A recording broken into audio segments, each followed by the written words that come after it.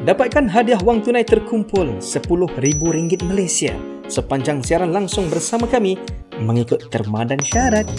Kita jumpa nanti. Adakah benar kerajaan tak bantu rakyat sepanjang pandemik COVID-19? Ke mana wakil rakyat yang dilantik?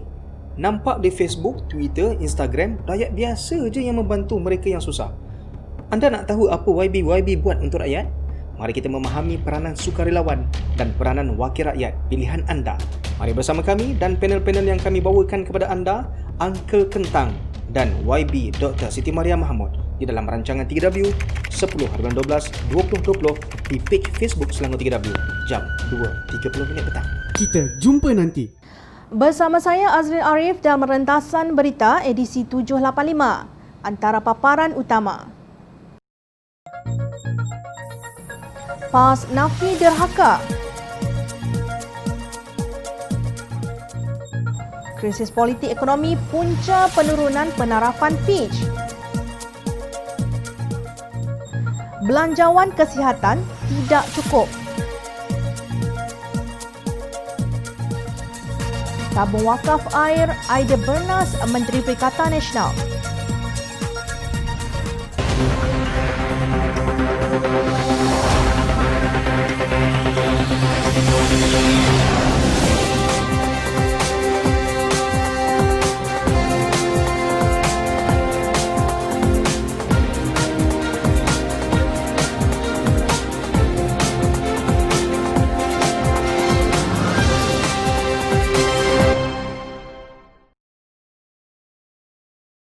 Assalamualaikum dan salam sejahtera.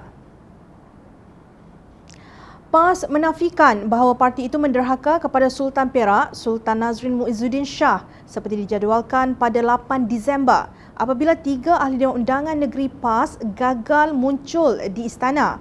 Setiausaha Agung PAS, Datuk Taqiyuddin Hassan berkata, PAS merupakan sebuah parti yang sentiasa menghormati dan menjunjung kedaulatan institusi beraja.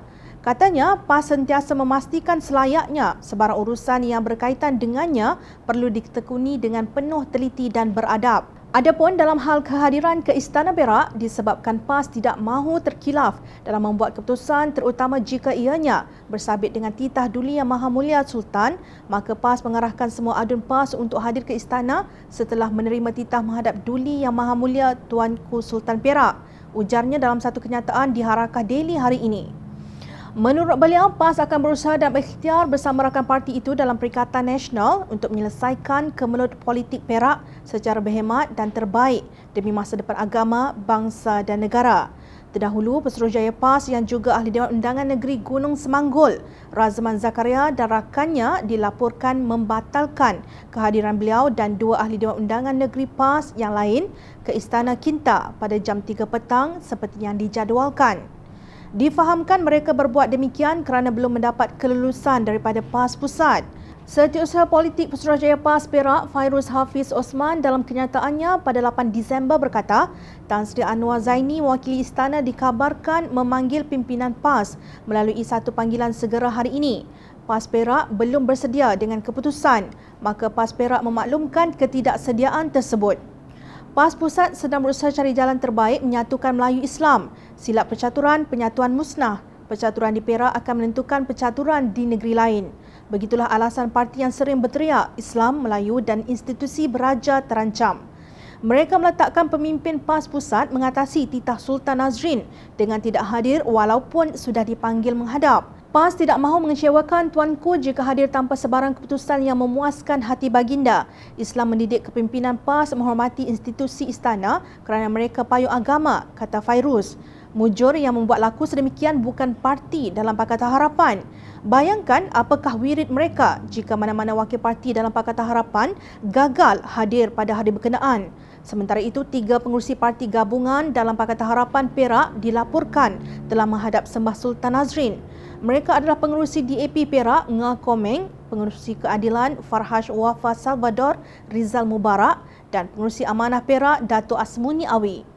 Sebelum itu, Presiden UMNO Datuk Seri Ahmad Zahid Hamidi mendakwa pihaknya sudah mendapat sokongan majoriti bagi melantik Menteri Besar Perak yang baharu. Dalam kenyataan yang berasingan, Pengarah Komunikasi Amanah Khalid Abdul Samad berkata, cara untuk menjamin kestabilan hanya satu, iaitu UMNO harus berbincang dengan Pakatan Harapan. Ini selaras dengan penegasan Sultan Nazrin yang mahukan kestabilan politik dalam pembentukan kerajaan negeri. Beliau berkata demikian dalam slot bicara YB Khalid Abdul Samad siri 85 yang disiar menerusi Jom Channel FB Live. Daripada Sultan Perak, dulu Yang Maha Mulia Sultan Perak, ialah Sultan Perak inginkan satu kerajaan yang kukuh dan mantap, yang boleh terus memerintah dan mentadbir negeri Perak sehingga pilihan raya yang akan datang. Paling kurang 2 tahun. Dewan Undangan Negeri Perak mewakili 59 kerusi, iaitu UMNO 25, DAP 16, Amanah 5 dan Keadilan 3. Sementara itu Bersatu memiliki 5 kerusi, 4 daripadanya Ahli Dewan Undangan Negeri Lompat dan PAS 3, manakala Gerakan dan Bebas masing-masing 1 kerusi. UMNO mencalonkan pengerusi Badan Perhubungan UMNO Negeri Perak, Datuk Saarani Muhammad sebagai Menteri Besar yang baharu. Bagaimanapun, mereka dilaporkan gagal meyakinkan Sultan Nazrin bahawa pencalonan tersebut telah mendapat sokongan majoriti. Justru situasi politik di negeri Perak masih menjadi teka-teki. Tindakan Kerajaan Persekutuan Perikatan Nasional menafikan dan tidak menangani penurunan metrik kredit utama Malaysia menyebabkan penurunan penarafan Fitch dari A- ke BBB+, iaitu ketidakstabilan politik dan kurangnya ketulusan atau piawaian tadbir urus, kata bekas Menteri Kewangan Lim Guan Eng. Setiausaha Agung DAP itu berkata penafian Perikatan Nasional bahawa Malaysia sedang mengalami krisis politik dan ekonomi menambah risiko penurunan lanjut penarafan kredit negara pada masa akan datang. Menurut Guan Eng, Fitch Ratings telah menyemak turun penarafan kredit Malaysia untuk pertama kalinya sejak krisis kewangan Asia 1997-98. Malaysia adalah negara ASEAN pertama yang mengalami nasib seperti itu dalam wabak COVID-19 ketika ini. Malangnya, pemecatan Menteri Besar Perak secara mengejut oleh Sekutu Perikatan Nasional iaitu UMNO pada minggu lalu menunjukkan penilaian Fitch adalah tepat mengenai majoriti tipis Parlimen 2 kerusi Perdana Menteri Tan Sri Muhyiddin Yassin sebagai penyebab ketidakstabilan politik, ujarnya dalam satu kenyataan. Beliau mencabar Muhyiddin agar berani menangani ketidakstabilan politik ini dengan membenarkan usul tidak percaya di Parlimen. Katanya penolakan Muhyiddin untuk melakukan undi tidak percaya hanya menunjukkan kelemahan politiknya dan kekhawatiran bahawa beliau telah kehilangan majoriti parlimennya. Sebarang penangguhan hanya akan melanjutkan budaya politik toksik semasa ia mengorbankan kepentingan negara demi survival peribadi yang mementingkan diri sendiri, jelas Guan Eng. Beliau juga menggesa Menteri Kewangan Datuk Seri Tengku Zafrul Abdul Aziz agar berhenti menanam tebu di bibir dan mendedahkan unjuran pertumbuhan yang realistik dan tepat mengenai pertumbuhan KDNK negara, kutipan hasil dan hutang kerajaan yang jauh tersasar berbanding dengan penilaian Fitch. Fitch menjangkakan jumlah hutang kerajaan akan meningkat kepada 76% daripada KDNK pada tahun 2020 daripada 65.2% daripada KDNK pada tahun 2019 dan hutang langsung kerajaan pada 874.27 bilion ringgit atau 60.7% daripada KDNK pada akhir bulan September yang berada di atas had perundangan 60% daripada KDNK. Lebih penting lagi, Fitch berpandangan bahawa kemerosotan tadbir urus dan ketidakpastian politik yang berterusan dapat melembabkan sentimen pelabur yang membataskan pertumbuhan ekonomi, kata Ahli Parlimen Bagan itu. Beliau turut menyelar tindakan penyalahgunaan kerajaan yang mengganti tender terbuka dengan tender yang dirundingkan dan melantik lembaga pengarah profesional syarikat berkaitan kerajaan GLC di kalangan ahli politik. Penurunan penarafan kredit negara ini adalah satu bentuk undi tidak percaya oleh pakar kewangan bebas dan antarabangsa mengenai prestasi ekonomi kerajaan.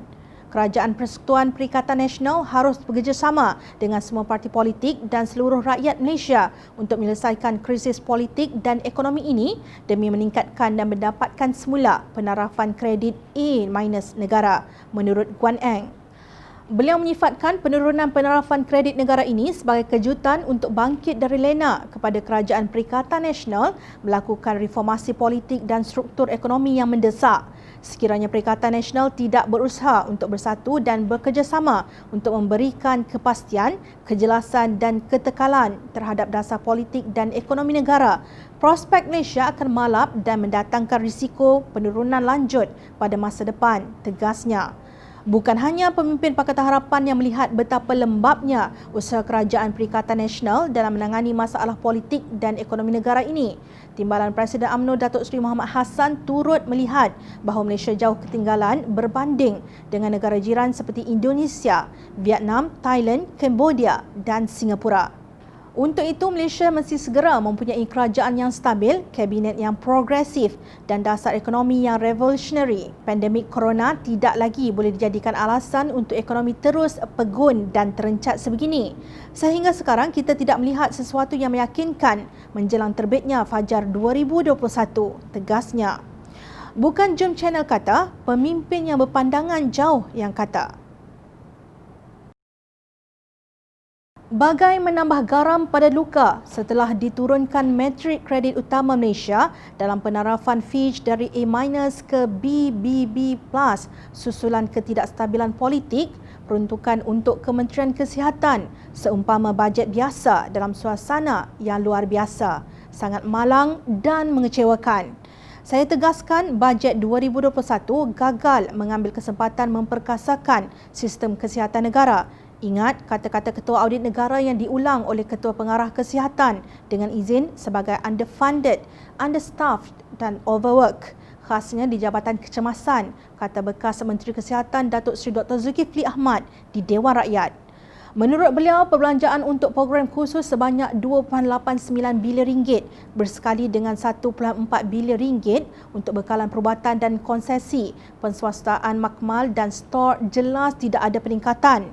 Keadaan ini menyebabkan badan-badan seperti Malaysian Health Coalition, Academy of Medicine Malaysia, AMM dan Malaysian Medical Association, MMA merumuskan belanjawan kesihatan tak cukup, kata Zulkifli.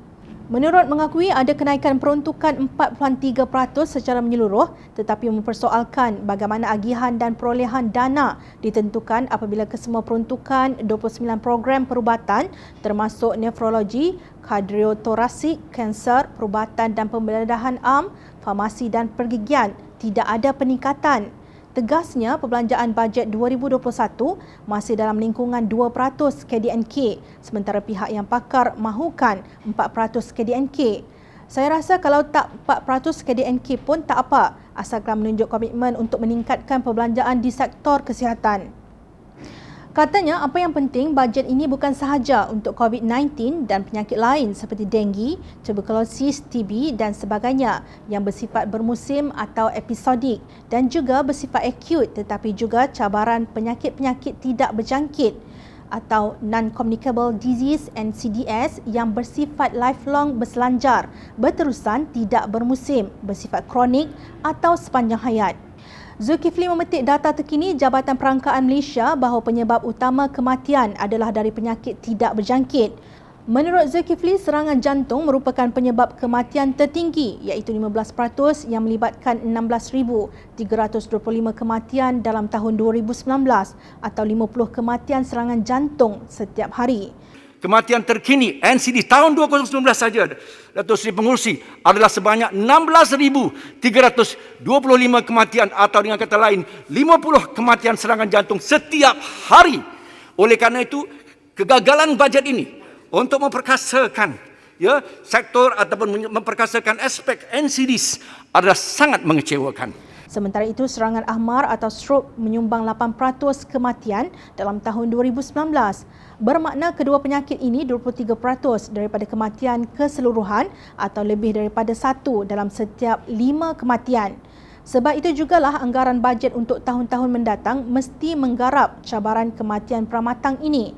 Warga yang masih produktif antara 41 hingga 59 sebelum pencen meninggalkan isteri dan anak-anak yatim piatu. Simpanan KWSP pun tak sampai RM10,000 pun. Bajet yang tidak mencerminkan kesedaran dan keinsafan ini dan tidak memacu matlamat peningkatan dalam menangani penyakit tidak berjangkit juga adalah bajet yang gagal dan tidak prihatin, ujar Zulkifli. Pengarah strategi amanah itu juga bertanya kepada Kementerian Kesihatan mengenai skim peduli kesihatan untuk kumpulan B40 iaitu pekem B40 yang juga memerlukan pemerkasaan bagi meningkatkan keupayaan penjagaan kesihatan primer di negara ini. Akhir sekali, kata Zulkifli, kerajaan mengabaikan pembangunan sistem rekod perubatan elektronik kerana tidak ada diperuntukkan langsung untuknya. Maka tertinggal lagilah kita oleh Vietnam yang pernah berhadapan dengan perang selama 19 tahun. Malang sungguh Kementerian Kesihatan mempunyai seorang menteri dan 2 orang timbalan menteri. Mereka buat apa? Tidur ke? Pengarah Hal Ehwal Syariah Amanah Nasional, Ustaz Zulkarnain Abidin mengecam pendekatan menteri yang dilihat hanya meminta wang daripada rakyat. Beliau menyifatkan gesaan menteri berhubung sumbangan sekurang-kurangnya RM10 bagi menjayakan projek tabung wakaf air nasional, wakaf air sebagai menjadikan rakyat sebagai sasaran. Semua benda menteri nak letak atas kepala rakyat. Ada masalah bekalan air, menteri minta rakyat wakaf air RM10 seorang. Siap menteri buat kira-kira kalau sekian orang wakaf sekian banyak akan terkumpul dana sekian banyak. Padahal tiap-tiap bulan rakyat bayar bil air. Apa kerajaan buat? Soalnya dalam satu kenyataan. Terdahulu, Menteri Alam Sekitar dan Air, Datuk Seri Tuan Ibrahim Tuan Man berkata, wakaf air antara usaha kerajaan untuk membekalkan air bersih terawat kepada rakyat terutama di luar bandar dan ketika berlaku krisis air. Timbalan Presiden PAS itu menganggarkan sebanyak RM16 juta sebulan. Dana wakaf itu terkumpul jika 1.6 juta penjawat awam membuat potongan gaji secara tetap setiap bulan sebanyak RM10. Dalam masa setahun, RM192 juta dana wakaf dapat dikumpulkan dan dalam masa 5 tahun, jumlah kumulatif dana wakaf akan mencapai RM960 juta.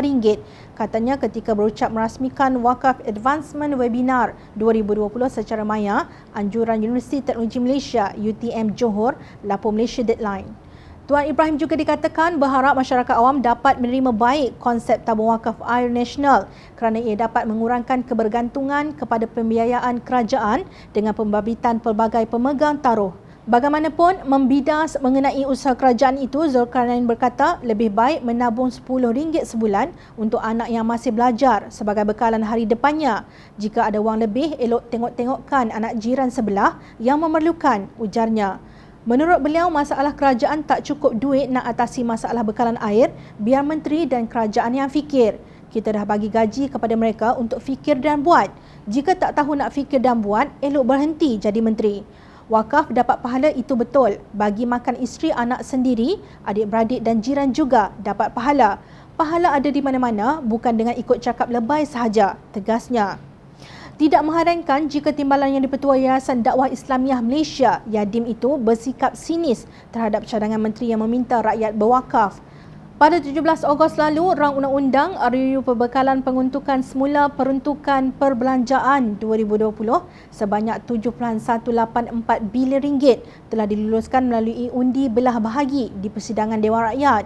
Perbelanjaan tambahan itu diperlukan oleh Kerajaan Tebuk Atap Perikatan Nasional berikutan penyusunan semula beberapa kementerian, penubuhan beberapa kementerian baharu dan pembubaran satu kementerian.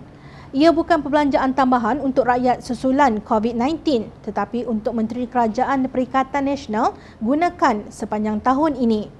Justru sudah dapat perbelanjaan tambahan, kenapa masih mahu rakyat berwakaf dengan memberi duit kepada kerajaan RM10 seorang?